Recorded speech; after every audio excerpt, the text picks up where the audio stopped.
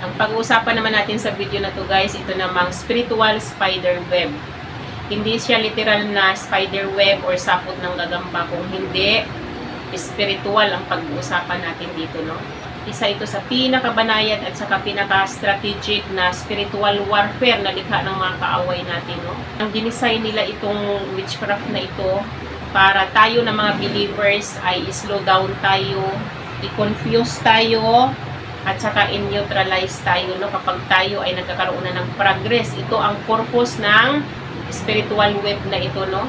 So, pag-uusapan natin dito kung ano nga ba ang meaning nitong spiritual spider web at saka ano nga ba ang mararamdaman or ano nga ba ang magiging epekto nito sa buhay natin at paano natin ma-recognize na tayo ay under attack ng spiritual web na ito, no? At saka ang pinaka-importante sa lahat ay yung deliverance natin regarding dito sa spiritual spider web, no? Prayer deliverance natin, no? Kaya tumuto kayo hanggang dulo ng video na ito kung kayo ay under ng spiritual attack na ito, no?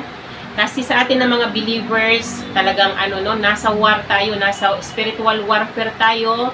Huwag ninyong inormalize lahat ng mga nagaganap sa buhay ninyo, kung ano man yung na-experience ninyo. Huwag ninyong inonormalize yan. Kasi yan talaga ang gusto ng mga kaaway, na tayo ay maging tanga or i-ignore natin yung mga atake nila. Kaya kailangan maging mapagmatsyag tayo, no? Kasi tulad ng nakasaad sa Bible, sabi sa 2 Peter chapter 5 verse 8 to 9, "Be alert and sober-minded. Your enemy the devil prowls around like a roaring lion, looking for someone to devour. Resist him, standing firm in your faith, because you know that the family of believers throughout this world is undergoing the same kinds of suffering." Pinaalala nga sa atin dito sa 2 Peter na ito na maging alerto tayo at saka dapat ay matino tayong mag-isip. Bakit tayo sinabihan? Bakit tayo pinaalalahanan? Kasi alam natin na yung kaaway natin, si Satan, ay cunning. Tuso siya. Gumagamit siya ng mga strategy na hindi halata. Pinong-pino yung mga strategy niya. Sino ba namang mag-aakala na yung simpleng spider web na yan or yung simpleng sapot ng gagamba na yan ay isa pala sa strategy na ginagamit ng mga kaaway natin para i-trap tayo. Walang mag-aakala kung ikaw wala kang discernment regarding sa spiritual na bagay. Aakalain mo talaga na normal lang na pangyayari, no? Kapag ikaw nakaramdam ka ng parang natrap yung mukha mo ng spider web or yung katawan mo, ino-normalize mo, akala mo normal lang. Kung ikaw ay walang alam spiritually, no? Kaya dapat talaga magiging maalam tayo. Kasi tulad na nakasaad sa Bible, lahat tayo ng mga believers, pari-parihas ang dinadanas natin ng paghihirap sa mundong ito. Ano nga bang paghihirap na yon? Yung spiritual warfare na nararanasan natin mula sa mga kaaway natin. Kaya dapat maging discerning tayo dito, no? Bakit nga ba spiritual spider web ang ginagamit ng mga kaaway natin? Kung napapansin nyo, ang spider ay parang invisible siya, no? Kung hindi mo lalapitan, hindi mo siya makikita kasi maliit lang, di ba? Malalaman mo lang na may spider sa lugar na yon sa pamamagitan noong sapot niya, yung web niya, di ba? Ganon din, no, sa spiritual warfare. Kapag ikaw wala kang discernment, hindi mo ma-recognize na itong spider web na ito ay atake na pala, di ba? Akala mo normal lang na spider web yung nararamdaman mo, pero ang hindi mo alam, under attack ka na pala. Katulad sa akin, ako experience ko to, no? Kapag ako naglalako, lalo na kapag nakakakuha ako ng maraming buyers, nararamdaman ko mamaya-maya yung mukha ko natatrap ng spider web, no? Pero kung titingnan mo yon, kung hahawakan mo, wala talagang web, no? Kaya nga spiritual lang siya, eh. Spiritual attack, eh. Dinesign itong spider web na ito para tayo ay itrap, para hindi ka makagalaw, wala kang magiging movement, wala kang magiging progress. Yun ang purpose nila, no? Yung whole structure ng spider web na yun, sapat na para ikaw ay pigilan ka na huwag kang magkaroon ng progress, no? At saka ano siya nun, madikit, di ba? Sticky siya.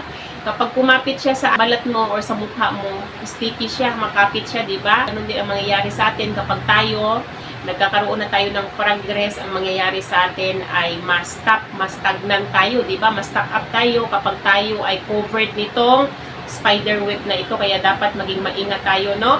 Ano nga ba ang purpose ng spider web na ito, no? Kung bakit ay ito ang ginamit ng mga kaaway natin, no? Ano nga ba ang magiging epekto nito sa buhay ng mga believers, no? Number 1 na talaga, para i-paralyze yung progress natin, no? Ibig sabihin, para lumpuhin kung ikaw man nagkakaroon ka ng progress, kung may mga inumpisahan ka man na bagay sa buhay mo. Katulad sa akin, kung nag-umpisa ako nitong ministry ko, walang progress. Kasi nga, lagi kong nararamdaman na may nagtatrap sa akin. Lately lang, tsaka ko lang na-discover kung ano ang ibig sabihin ng spider web na tinatrap sa akin ng mga kaaway ko. No, kaya pala yung ministry ko hanggang ngayon, hindi pa siya nagkaroon ng progress dahil pala doon sa trap ng mga kaaway, di ba? At saka na-stuck ako sa mga ginagawa ko, no, kung ano yung mga naumpisahan ko nang gawin. Na-stuck ako, walang progress, walang movement. Kaya dahil pala sa spiritual spider web, kapag ito ay nag-activate sa mga buhay natin kasi hindi natin pinansin, in-ignore natin kasi hindi natin alam na ito ay spiritual attack pala, ay magkaroon tayo ng stagnations, as in walang mangyayari sa buhay natin, no? Kung baga, halimbawa nasa business ka, may mga business deals ka, di ba? Ito yun sana ang magiging paraan para ikaw ay maging successful sa buhay mo. Pero sa oras na ng pagsasign na ng kontrata, bigla na lang mag-disappear yung mga ka-business deal mo. Ganun ang mangyayari, no, kapag ikaw under attack ka nitong spiritual spider web, no? At saka, halimbawa, pinaasa ka na, na-promote ka ng kumpanya pinapasukan mo. Tapos bigla-bigla na lang na yung promotion na ipinaramis na para sa iyo ay mapunta sa iba. Yun ang ma-experience ninyo, no, kapag kayo ay under attack nitong spiritual spider web, no? At saka, halimbawa, may pera ka, may account ka, tapos may laman yung account mo, ano, bigla na lang ma-drain yung finances mo na hindi mo alam kung saan napunta, di ba? Kasi ako, experience ko ito, no? Halimbawa, nakaipon ka na, mayroon ka ng pera, tapos ang mangyayari doon sa pera mo, bigla na lang maglaho na hindi mo alam kung saan napunta yung pera mo. Parang wala ka namang pinagkagastusan na malaki, pero bigla na lang na-drain yung finances mo. Parang may nagsasak sa resources mo or sa finances mo, no?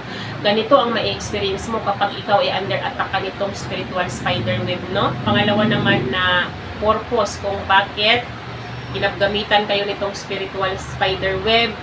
Ang spiritual spider web na ito ay ito ang pinakamasama na strategy ng mga kaaway natin, no? Kasi sa pamamagitan nitong spiritual spider web na ito, inaatake niya yung isip natin, di ba?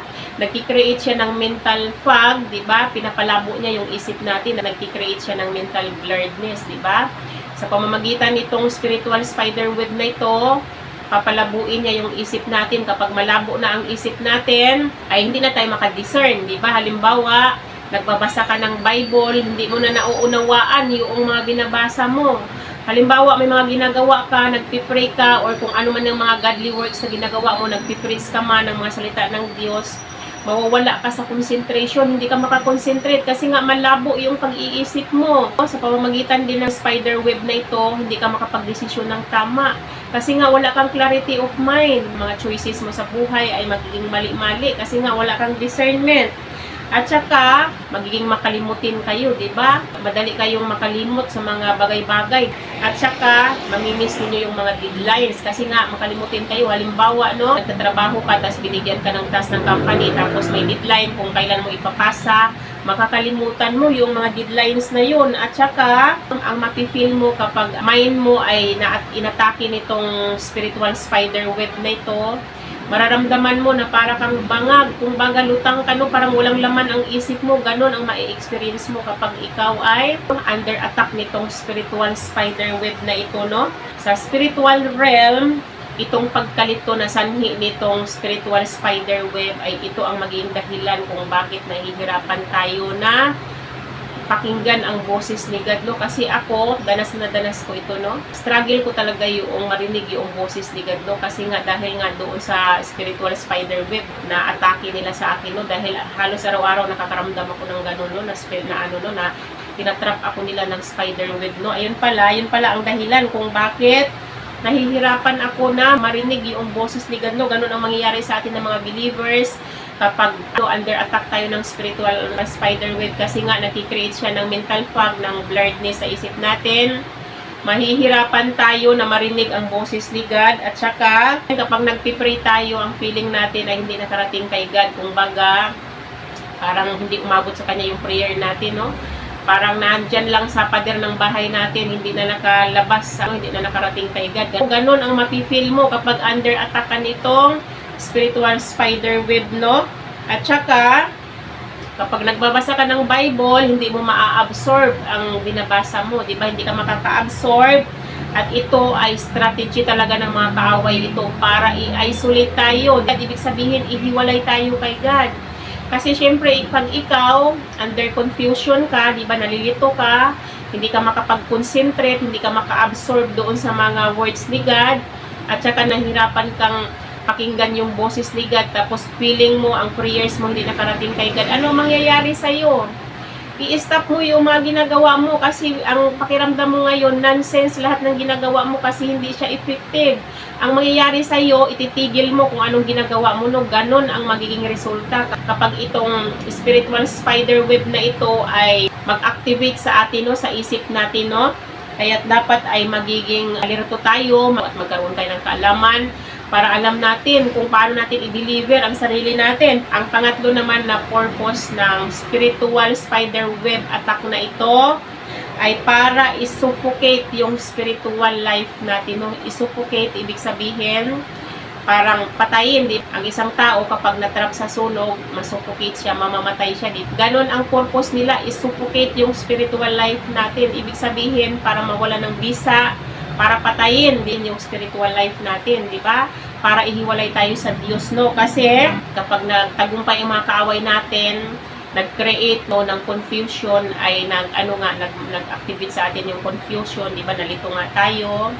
Tapos kapag nalito tayo, na-suffocate na yung spiritual life natin, ang mangyayari sa atin, lilikha siya ng heaviness sa kaluluwa natin, ibig sabihin, mag-create siya ng bigat sa kaluluwa natin, no? At saka, makakaramdam tayo ng pagkapagod or pagkahapo na yung klase ng pagkahapo na parang hindi kayang i-fix ng mahabang tulog, no? Yung klase ng pagkapagod na kahit pagising mo, natulog ka naman ng tama, halimbawa 8 hours kang natulog, nakapagpahinga ka ng ayos, pagising mo ay pagod ka pa din or hapo ka pa din, no?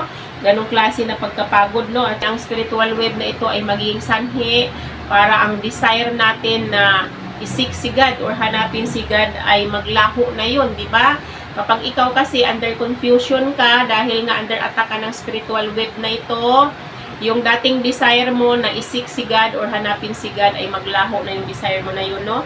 Yung pag-worship mo, mawawala na yun kasi nga mawala na yung passion mo kasi nga under confusion ang isip mo. Yung dating desire mo na makipag-fellowship weekly sa mga kapwa believers ay parang pabigat na sa'yo yun, di ba? Ang mangyayari sa'yo, i-isolate mo na yung sarili mo ngayon. Wala ka nang ganang gawin yung mga spiritual na bagay na yun na dati mong ginagawa kasi nga under confusion ka, under attack ka nitong spiritual web na ito, no? Talagang dinesign ng mga kaaway ito na para talaga i-isolate yung mga believers kasi alam nila na ang believers na naka-isolate ay vulnerable sa atake nila kasi kapag ikaw naka-isolate ka, lalo na kung sa pagiging isolated mo ay nakaramdam ka ng bitterness, nakaramdam ka ng sama ng loob, nakaramdam ka ng hinanakit dyan sa puso mo, ay talagang madali ka lang atakihin ng mga kaaway, madali ka lang biktimahin nila kasi nga yung pagiging bitter mo ay yun, open door yun para ma-access ka nila, para ma-access nila ang buhay mo, no? Kaya doon pa lang sa mga hinanakit mo or sa bitterness na naramdaman mo, defeated ka na, di ba? Talo ka na doon pa lang, no? Pang-apat naman na purpose ng spiritual web na attack na ito ay para i-monitor tayo or markahan tayo, no? Ito ang ginagamit nila para i-monitor tayo or markahan ang buhay natin, no? Kasi sa pamamagitan ng web na ito, parang siya yung nagmo-monitor sa atin ng mga believers, nalalaman nila na tayo na mga believers ay nahulog sa trap nila, tayo na mga believers ay nabiktima nila. Ito ang mag-signal doon sa spiritual world para malaman nila na nagkasala tayo, lalo na kung hindi pa tayo nakapag-repent, under talaga tayo sa attack nila. Pag under attack tayo ng spiritual web na ito, mararamdaman natin na parang laging may nakatingin sa atin, no? Katulad sa akin, nararamdaman ko talaga yan na kahit anong ginagawa ko, parang may nakatingin sa akin 24/7. Nararamdaman ko na kahit na anong hakbang pa man yung gagawin ko, alam na mga kaaway kung ano yung mga strategy na ginagawa ko, kung ano yung mga pinagkakaabalahan ko sa buhay ko. Ganon ang pakiramdam mo kapag ikaw ay under attack nitong spiritual web na ito.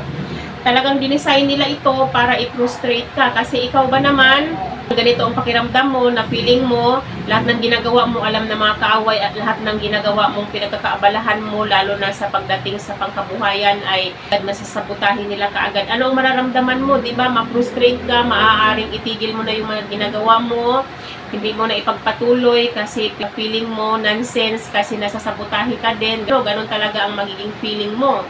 Ganun ang mangyayari sa'yo kapag ganito ang pakiramdam mo na lahat na lang ng ginagawa mo parang nasasabotahin ng mga kaaway, no?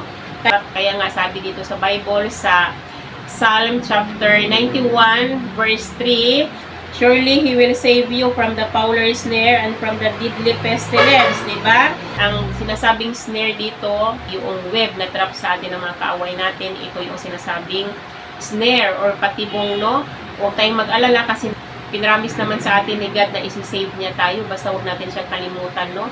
Isi-save niya tayo sa snare na ginagamit sa atin ng kaaway natin, si Satan, no? Napakakaning ni Satan. Kasi nga, ang strategy niya napakabanayad. Sinong mag-aakala kung ikaw wala kang alam spiritually, hindi mo aakalain na ikaw ay under attack ka na pala ng spiritual web na ito, no? So, ano nga ba ang diagnosis? Paano nga ba natin malaman na tayo ay under attack na pala, no? Ano nga ba ang mga mai-experience natin? Number 1 na talaga dyan, repetitive patterns of failure. Diba? Paulit-ulit na kabiguan. Halimbawa, ikaw, nakikipagrelasyon ka, may boyfriend ka or girlfriend ka, at tapos ang ma-experience mo, halimbawa, unang karelasyon mo, cheater, niloko ka, diba? Pinagpalit ka sa iba, tapos kukuha ka na naman ng panibagong karelasyon. Gano'n na naman ang mangyayari sa iyo, mag-cheat na naman sa iyo yung partner mo, lulukuhin ka na naman, hanggang sa makakuha ka na naman ng pangatlong karelasyon mo. Gano'n ulit ang may experience mo. Kasi ako, danas na danas ko to, para bagang wala na akong karapatan na sumaya, no?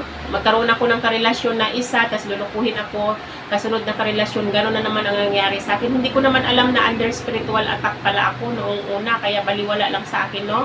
Ang mangyari sa'yo, makarami ka na ng lalaki, makarami ka na ng babae, hindi ka makakuha ng matino na karelasyon, no? At saka halimbawa, ikaw nag-aaral ka, kumuha ka ng kurso, wala kang matatapos, nagsishift ka ng panibagong kurso kasi ikaw nga under attack ka. Wala kang matatapos na kurso hanggang sa magsawa ka na lang ng kaaaral na wala kang natatapos, no? At saka, halimbawa, nagbi-business ka, yung business mo ay, halimbawa, na-bankrupt yung unang business na pinut up mo, mag-umpisa ka na naman ng panibago, gano'n na naman ang mangyayari doon sa business mo, wala kang matatapos na business, walang magbo-boom, kasi nga under attack ka ng spiritual web, kasi nga dinesign nga nila itong spiritual web na ito para hindi ka magkaroon ng movement, hindi ka magkaroon ng progress, kasi nga na-trap ka doon sa web na yun, sa spider web na yun, na-trap ka, hindi ka makakilos, di ba? Kahit anong gawin mo, hindi ka magkaroon ng progress unless na-deliver mo yung sarili mo, no? At saka, kapag ito nag-activate sa buhay mo, ma-stuck ka sa cycle ng buhay mo, halimbawa, no, may pinagkaabalahan ka ngayon, hanggang dyan ka na lang talaga, ma-stuck ka sa gawain na yan, hindi ka magkaroon ng progress. Kasi ako yan, experience ko yan, no? Itong paglalako ko ng ang mga kakanin, matagal na ako nagpaplano na kumuha ng pwesto, pero bakit hindi ako makapag-decide talaga na na kumuha ng pwesto, parang napanghinaan ako ng loob, no? Hanggang ngayon, ilang years na akong naglalako pa rin ako kasi nga, hindi mabuo ang desisyon ko na kumuha ng pwesto, hindi ko alam na ako pala ay under attack pala ni itong spiritual web na ito. Ganon ang mangyayari sa inyo kapag kayo ay under attack, ma-stuck ang cycle ng buhay ninyo, walang magiging progress kung hindi manatili kayo, walang kilos, di ba? Yan yung tinatawag na stagnation, di ba? Ibig sabihin, walang kilos, walang movement, yung mga ginagawa mo, na-stuck ka sa cycle na yun. Ganon ang mangyayari sa iyo kapag itong spiritual spider web ay nag-activate sa buhay mo, no? At saka, pangalawa naman na diagnosis na ikaw ay under nitong spiritual web na ito ay kapag parang in-isolate mo yung sarili mo, nagkaroon ka ng conflict sa social life mo, no? Kumbaga, hindi ka na nakikipag-social life, di ba? Hindi ka na nakikipag-banding sa kaibigan mo, hindi ka na lumalabas, nasa loob ka na lang ng bahay, ganun ang nangyari sa akin, no? Pero, nung in-isolate ako nitong mga witch and wizard na ito, no? Hindi ko hinayaan na na maapektuhan ako ng isolation ko. Kung hindi, ginamit ko yung isolation ko, siguro kaloob na rin ni God, ginamit ko yung isolation ko para mag-grow ako. personally, magkaroon ako ng personal growth at mag-grow ako spiritually. No, nagamit ko siya, nag-aral ako ng maraming bagay na napakinabangan ko yung isolation ko, no, kasi hindi ko dinibdib yung isolation ko, hindi ako naging bitter, hindi ako nagkaroon ng sama ng loob, or hindi ako hinanakit sa isolation ko. Kung hindi, ginamit ko itong isolation ko para mag-grow ako spiritually at saka physically, no. Ito naman ay kaloob ni God siguro sa akin, sa tulong na rin ni God, kaya naging ganito ako, nagkaroon ako ng personal growth, no. Hindi lang physically, kung hindi spiritually, nag-grow ako, no.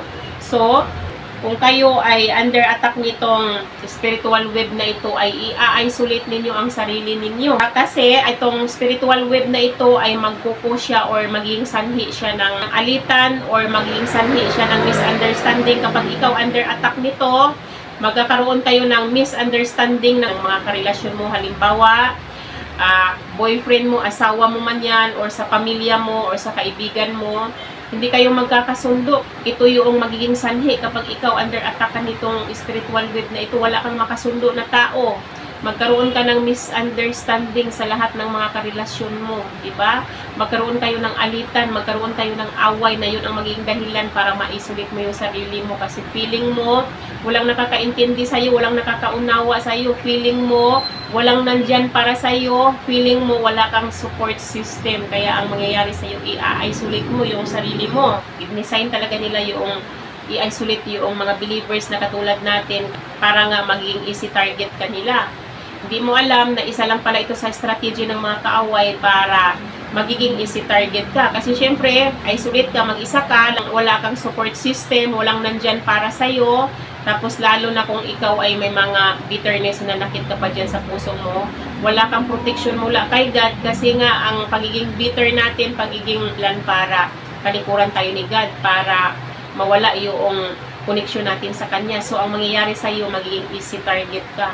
Vulnerable ka sa attack ng mga kaaway, mahulog ka sa trap nila, naging matagumpay yung assignment nila sa'yo kapag nagkataon, di ba? At saka, pang-apat naman na diagnosis na ikaw ay under spiritual web attack ay kapag ang panaginip mo, nananaginip ka na ng mga spider web, or di kaya nanaginip ka na parang tinatali ka, nanaginip ka na parang sinasakal ka, nanaginip ka na parang hinahabol ka, di ba? Ganun ang experience mo kapag ikaw ay under attack ka nitong spiritual web na ito, no? Pag under attack ka nitong spiritual web na ito, pagising mo, makakaramdam ka na parang may web na nakakapit sa mukha mo, at makaramdam ka na kapag ikaw under attack nitong spiritual web na ito, pagising mo, ang ma-experience mo parang ang bigat ng balikat mo, at saka nahihirapan kang huminga, parang ang bigat ng dibdib mo, no? Gano'n ang pakiramdam mo, kasi ako experience ko to, no? Madalas kong ma-experience ito noong wala pa akong alam na under attack pala ako ng spiritual web, kasi hindi ko pa alam kung ano ang ibig sabihin. Alam ko na under attack ako ng spiritual web, pero hindi ko alam kung anong gawin ko, hindi ko alam kung anong ibig sabihin ng atake na yon. Nagkaroon ako ng stagnation, di ba? Nagkaroon ako ng stagnation, walang progress, kasi nga under attack pala ako ng spiritual web, no? Ngayon ay alam na natin na tayo ay under attack pala na itong spiritual web na ito. Witchcraft pala siya para hadlangan tayo sa progress natin, para i-confuse tayo, para i-slow down tayo. Techniques pala nila ito para tayo ay i-trap, para maging bulag tayo sa katotohanan at ma-stuck tayo sa cycle ng buhay natin. Ngayon na alam na natin na ganito pala ang magiging sanhi ng atake na ito, dapat alam natin na i-deliver yung sarili natin, no? So mag-pray tayo dito ng deliverance prayer. Kailangan bilang Christian, alam natin ang authority natin, di ba? Tayo bilang Christian, binigyan tayo ng authority ni Jesus Christ. Anong sabi niya sa Luke chapter 10 verse 19? Behold, I have given you authority to tread on serpents and scorpions and all the powers of the enemies, and nothing shall hurt you, di ba? Yan ang nakalagay. Behold, I have given you authority to tread on serpents and scorpions and all the powers of the enemy, and nothing shall hurt you. Ibig sabihin, binigyan tayo niya ng karapatan para apakan natin yung serpents at saka scorpions at lahat ng kapangyarihan ng mga kaaway natin, para ma-defeat natin sila, para hindi sila maging successful doon sa atake nila sa atin, no? Kung tayo, alam natin yung authority natin bilang believers, ay hindi tayo madidefeat, no? Dahil sa pamamagitan ng pangalan ni Jesus Christ, kapag ginamit natin ang pangalan ni Jesus Christ, which is, ang pangalan niya ay name above all names. Ang pangalan niya ang pinakamataas sa mundong ito at nakasaad pa yan sa scripture sa Philippians chapter 2 verse 10. At the name of Jesus, every knee shall bow in heaven, on earth, and under the earth, and every tongue shall confess that Jesus Christ is Lord, to the glory of God the Father. Ibig sabihin, kung alam natin ang authority natin kapag ginamit natin ang pangalan ni Jesus Christ, nagkuman tayo. Diba? Nagkuman tayo sa mga kaaway natin, gamit natin ang pangalan ni Jesus Christ. Mapipilitan silang mag-bow down. Diba? Kasi nga, ang taas ng authority ni Jesus Christ, ang pangalan niya, ang may pinakamataas na authority. Kasi tulad na nakasaad sa Bible, nangingibabaw siya sa lupa, nangingibabaw siya sa lahat ng bansa. So kapag alam natin na anak tayo ng Diyos, ginamit natin ang pangalan ni Jesus Christ, mapipilitan na mag-bow down ang mga kaaway natin. Si Satan magbabow down kay Jesus Christ, yung mga demons niya, lalong-lalo na yung mga witches at wizard. Kasi ganun ang authority ni Jesus Christ. Kailangan nilang sumunod, kailangan nilang mag-bow down kasi siya nga ang binigyan ng authority ni God sa mundong ito, no? Katulad na lang ng mga traffic enforcer, no? Alam natin na ang mga traffic enforcer, wala rin silang kakayahan na i-stop yung mga sasakyan. Siyempre, nag-iisa lang sila. Ang lalaki ng mga sasakyan, minsan mga 10-wheelers pa yung dumadaan sa kanila. Kung sariling strength lang nila, kung kakayahan lang, wala silang ganun na kakayahan, no? Pero dahil nga sa authority na binigay sa kanila ng government, napapahinto nila ang mga sasakyan sa pamamagitan lang ng pagpito nila or pagsignal nila ng kamay nila, sabayan nila ng pito. Humihinto yung mga sasakyan sa command nila kasi nga dahil nga sa authority na binibigay sa kanila ng government, kaya napapahinto nila lahat ng mga sasakyan, no? Kasi kapag hindi huminto yung mga sasakyan na yon, may consequences silang matatanggap. Ibig sabihin, pwede silang makulong, pwede silang mag-penalty. Ganon ang consequences na matatanggap nila kapag hindi sila sumunod. Ganon din sa atin ng mga believers, no? Sa pamamagitan ng paggamit natin sa pangalan ni Jesus Christ, mapipilitan na sumunod yung mga kaaway natin kapag tayo ay nagkuman, di ba? Dapat alam natin ang authority natin para magiging victorious talaga tayo, para tayo ay maging matagumpay tayo, no? Sa magiging Christian natin, no? Kung alam natin kung ano ang authority natin, no? So, mag-pray tayo guys, no, para ma-deliver natin yung mga sarili natin. Kung meron man dito na makapanood ng mga believers na under attack nitong spiritual spider web, ay ito na yung chance ninyo para ma-deliver ninyo yung sarili ninyo, no? Huwag man kayo dyan sa puso ninyo, linisin nyo muna yung mga puso ninyo, no? Tanggalin nyo yung mga sama ng loob dyan. Kung may mga bitterness man kayo dyan, para maging effective yung prayer na to, maging effective ang deliverance ninyo, no? So, Heavenly Father, in the name of Jesus, I present myself before you. I confess all my sins known and unknown. I ask for your forgiveness for every time I disobeyed your words and open doors to the enemy. I ask for your forgiveness for every time I disobeyed your words and open doors to the enemy. I ask that the blood of Jesus wash me and purify me from all iniquity now. Now, I address all powers of darkness in the name of Jesus Christ. I renounce any web of stagnation. I renounce any web of mental confusion. I renounce any web of poverty. I renounce any web of sicknesses and family strife. Every work of witchcraft, sorcery, macumba, voodoo, black magic, enchantment, contrary prayer sent against me, I declare it null and void by the blood of Jesus, by the authority of the name that is above every name, Jesus Christ. I command every web that binds my financial life be burned now by the fire of the Holy Spirit. I command every web that blurs my mind and my spiritual vision be destroyed now. I command every web that ties up my relationships be undone now. I command every web that causes heaviness, anguish, and depression be shattered now in the name of Jesus. I declare that I am free to advance. I decree that my mind is the mind of Christ. I declare that my finances are under the blessing of Abraham. I declare that my house is God's territory. No weapon formed against me shall prosper. I am free by the power in the name of Jesus. Amen and amen.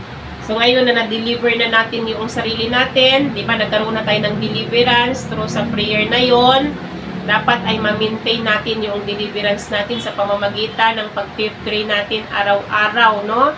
Mag-pray tayo, huwag natin kalimutan na mag-pray tayo araw-araw bilang protection natin, at saka kailangan i-anoint natin yung katawan natin ng anointed oil, pati yung bahay na tinitirhan natin, i-anoint natin bilang protection para maproteksyonan yung bahay natin at saka yung katawan natin, no? Kaya sana guys, no, magkaroon tayo ng kaalaman regarding sa mga spiritual na bagay para hindi masira yung spiritual life natin, hindi masira kung ano man yung purpose na inassign ni God para sa atin ng mga believers, no?